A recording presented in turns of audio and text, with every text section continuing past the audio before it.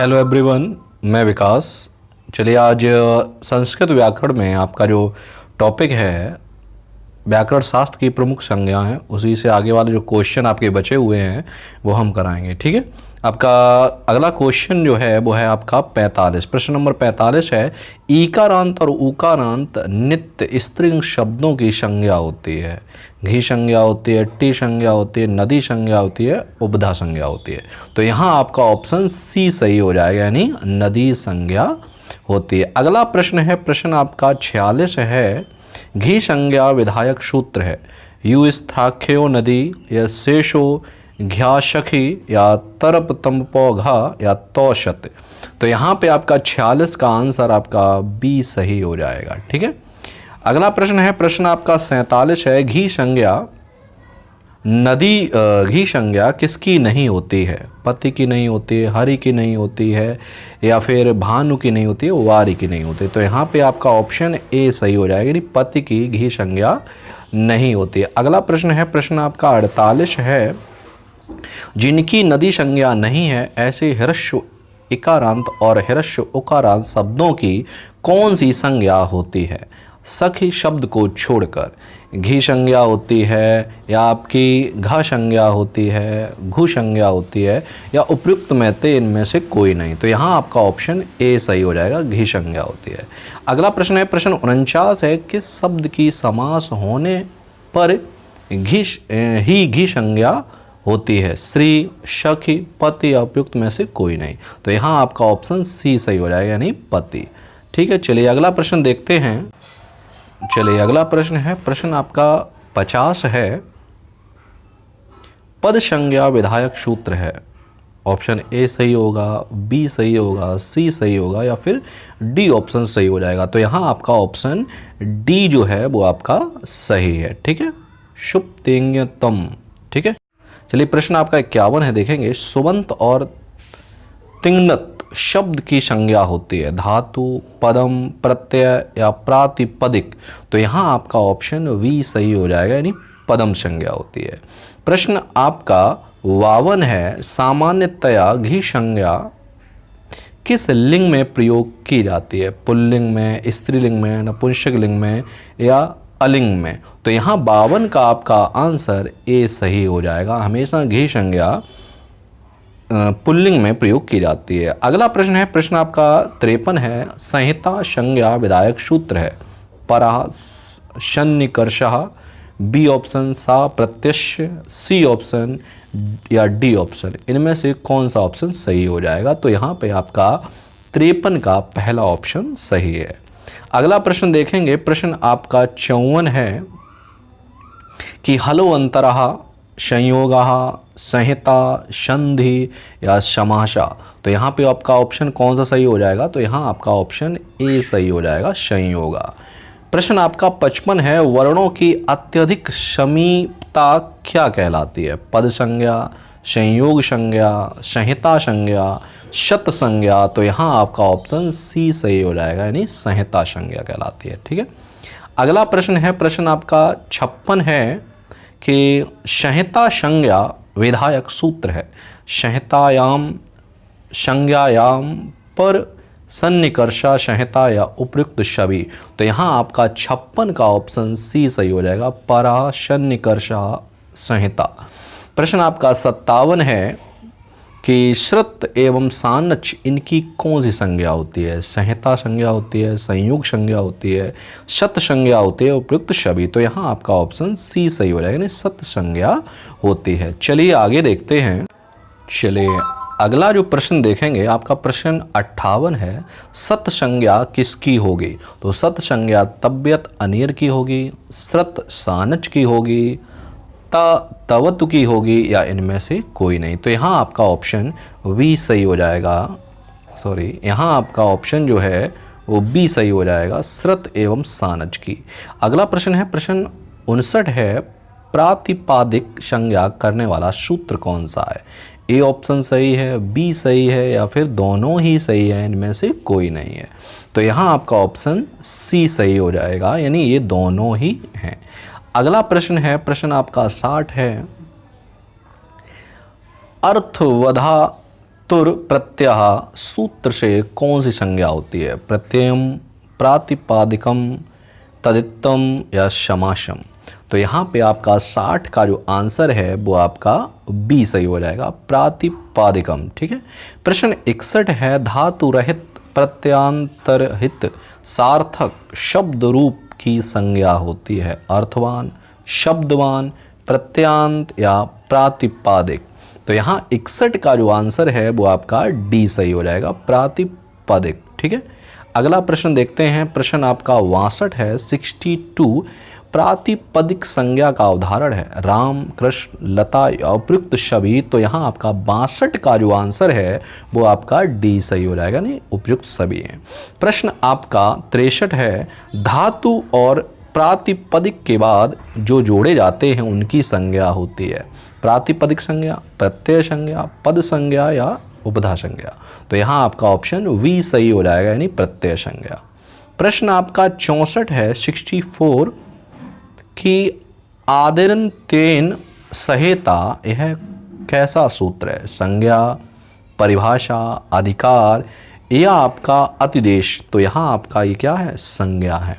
प्रश्न 65 है, स्वरों के व्यवधान के बिना आए हुए व्यंजनों की क्या संज्ञा होती है? पद होती है, निष्ठा होती है, संहिता होती है, एक संयोग होती है? तो यहाँ आपका ऑप्शन डी सही हो जाएगा, संयोग होती है। ठीक है। अगला प्रश्न है, प्रश्न आपका 66 है, भट्टोजी दीक्षित के मतानुसार वृद्धिरादैच सूत्र में कितने पद हैं? 2 हैं, 3 हैं, 4 हैं या 5 हैं? तो यहाँ पे आपका ऑप्शन सही हो जाएगा ए, यानी 2 हैं। ठीक है। अगला प्रश्न देखेंगे, आगे बढ़ते हैं। चलिए प्रश्न देखेंगे 67 है, कृत तदित समासश्च सूत्र से संज्ञा होती है? नदी संज्ञा, प्रातिपदिक संज्ञा, गति संज्ञा या सर्वनाम संज्ञा? तो यहाँ आपका ऑप्शन बी सही हो जाएगा, प्रातिपदिक संज्ञा। चलिए प्रश्न 68 है, अधस्तन युग्मानाम समीचीनाम तालिकाम चिनुत, इनमें से बताना है ये तालिका में से कौन सी तालिका सही है? ठीक है। तो यहाँ आपका ऑप्शन ए सही होगा, बी सही होगा, सी सही होगा या डी सही होगा? तो यहाँ आपका ऑप्शन डी सही हो जाएगा, यानी काका जो है वो तीसरे वाले सर्व का हो जाएगा तुल्यश प्रतनम से, और खाका आपका हो जाएगा चौथे वाले से, और गाका आपका हो जाएगा पहले वाले से, और घाका जो है वो आपका हो जाएगा दूसरे वाले से। ठीक है। ये तीसरे वाले से सर्वोडम वाला। ठीक है। अगला देखते हैं। अगला प्रश्न है आपका 69, अग्निचित यहाँ उपधा संज्ञा है? इत समुदाय की, चित समुदाय की, या फिर त वर्ड की या ई वर्ड की? तो यहाँ पर किसकी है? ई वर्ड की है। ठीक है। अगला प्रश्न है, फिर से तालिका मिलानी है, तो यहाँ पे 70 का जो आपका आंसर है वो कौन सा सही हो जाएगा? तो 70 का यहाँ पे आपका भी डी सही हो जाएगा। ठीक है। यानी पहले का किससे होगा? तीसरे से हो जाएगा। संहिता का किससे हो जाएगा? फिर से देखते हैं।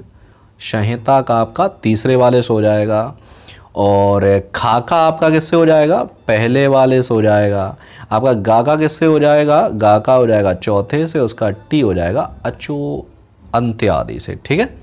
अगला प्रश्न देखेंगे। प्रश्न 71 है, 71 आपका, कि परस्मोपदी तिंग प्रत्यय होते हैं 5, 9, 11, 21? तो यहाँ पर आपका ऑप्शन वी सही हो जाएगा, 9 होते हैं। 72 प्रश्न है आपका, आत्मनेपदी तिंग प्रत्यय कितने होते हैं? 5, 11, 9 या फिर 21 या जो भी हैं 24 हैं?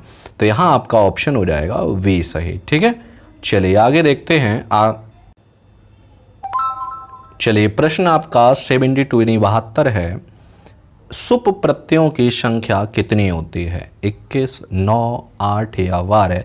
तो यहाँ पर आपका ऑप्शन ए सही हो जाएगा, 21 होती है। प्रश्न 74 है, स्त्री प्रत्यय है इंग प्रत्यय, ति प्रत्यय, उंग प्रत्यय या उपयुक्त सभी? तो यहाँ पर आपका ऑप्शन जो है वो आपका डी सही हो जाएगा, यानी उपयुक्त सभी। प्रश्न आपका 75 है, स्त्री प्रत्ययों में नहीं गिना जाता टाप, इंग्स, ईप या शुप? तो यहाँ पर आपका कौन सा हो जाएगा? शुभ नहीं गिना जाता, बाद बाकी सभी होते। चलिए आपका अगला प्रश्न देखिए, शत्रुवध होता है आदेश, आगम, निमित्त, स्थानीय। तो यहाँ पर आपका ऑप्शन ए सही हो जाएगा, आदेश होता है। ठीक है, अगला प्रश्न है सत्तर मित्रवत होता है आदेश, आगम, प्रत्यय, निमित्त। तो क्या हो जाएगा यहाँ पे आपका ऑप्शन वी सही हो जाएगा, आगम होता है। अगला प्रश्न है आपका विभक्तियाँ कितनी मानी जाती हैं। तो विभक्तियाँ कितनी मानी जाती हैं, 5, 7, 8, 10। तो ऑप्शन हो जाएगा बी सही, यानी 7 मानी जाती हैं। ठीक है, अगला प्रश्न देखेंगे 79 है, संस्कृत व्याकरण में पुरुषों की संख्या कितनी है। 2 हैं, 3 हैं, 4 हैं, 6 हैं। तो कितने हैं आपके, 3 हैं। ठीक है, प्रश्न आपका 80 है, संस्कृत व्याकरण में वचनों की संख्या कितनी है। तो वचन कितने हैं, 3 हैं, 5 हैं, 6 हैं या 9 हैं। तो वचन कितने हैं आपके, 3 हैं। ठीक है, अगला प्रश्न है 81 है, संस्कृत में लिंग होते हैं 1, 2, 3 या 5। तो ऑप्शन सी सही हो जाएगा, यानी 3 होते हैं। प्रश्न आपका अगला है 82 है, लकारों की संख्या कितनी है, 5, 10, 11। तो यहाँ पर आपका या 16। तो यहाँ पर आपका ऑप्शन कौन सा सही हो जाएगा, बी ऑप्शन सही हो जाएगा, यानी लकार 10 होते हैं संस्कृत में। प्रश्न 83 है, धातु संज्ञा करने वाला सूत्र है, अर्थवद धातुः या भूदयी धातुः या कृतदित धातुः या भूदयो धातुः। तो यहाँ आपका 83 का जो ऑप्शन है वो आपका डी सही हो जाएगा। ठीक है, प्रश्न आपका 84 है, क्रियावाचन भू आदि की कौन सी संज्ञा होती है। उपधा संज्ञा होती है, उपसर्ग संज्ञा होती है, धातु संज्ञा होती है, प्रयुक्त सभी। तो यहाँ आपका ऑप्शन सी सही हो जाएगा। ठीक है, चलिए आगे बढ़ते हैं। अगला प्रश्न है, प्रश्न आपका 85 है, 85, प्रगरम संज्ञा करने वाला सूत्र कौन सा होता है। ए ऑप्शन सही होगा, बी सही होगा, सी सही होगा, डी सही होगा। तो यहाँ पर आपका ऑप्शन डी सही हो जाएगा, यानी ये सभी। ठीक है, और भी देखते हैं। चलिए ये कुछ यूपी टेट में आपके प्रश्न पूछे गए हैं, वो भी देख लेते हैं। आपका प्रश्न पहला है या 86 है, संस्कृत के प्रत्येक लकार में पुरुष होते हैं, 2 होते हैं, 3 होते हैं, 4 होते हैं या फिर 5 होते हैं। तो यहाँ पे आपका ऑप्शन वी सही हो जाएगा, 3 होते हैं। ठीक है, अगला प्रश्न है प्रश्न 87 है, 87, केवल वैदिक संस्कृत में प्रयुक्त होने वाले लकार हैं, लेट, लिंग, लुंग, लंग। तो यहाँ आपका ऑप्शन ए सही हो जाएगा, लेट लकार। ठीक है, प्रश्न आपका 88 है, 88, ता प्रत्यय की संज्ञा होती है, टी संज्ञा, निष्ठा संज्ञा, नदी संज्ञा, घ संज्ञा। तो यहाँ पे आपका बी ऑप्शन सही हो जाएगा, निष्ठा संज्ञा। प्रश्न आपका 89 है, निम्नलिखित में से किसकी वृद्धि संज्ञा नहीं होती है। ऑप्शन सी सही हो जाएगा। अगला प्रश्न आपका जो लास्ट है, इस टॉपिक से अधोलिखित में से कौन सा प्रगरम संज्ञक है। हरि है, विष्णु है, गंगे है या उपयुक्त सभी है। तो यहाँ आपका ऑप्शन डी सही हो जाएगा, यानी उपयुक्त सभी है। ठीक है, तो इस टॉपिक से जो आपका व्याकरण शास्त्र की जितनी भी संज्ञा जो टॉपिक है, उस टॉपिक से जितने भी आपके प्रश्न बन सकते थे, करीब आपके 90 प्रश्न हैं, वो मैंने आपको 2 वीडियो में कंप्लीट करा दिए। ठीक है, तब तक के लिए हम मिलते हैं आपको अगले वीडियो में। धन्यवाद।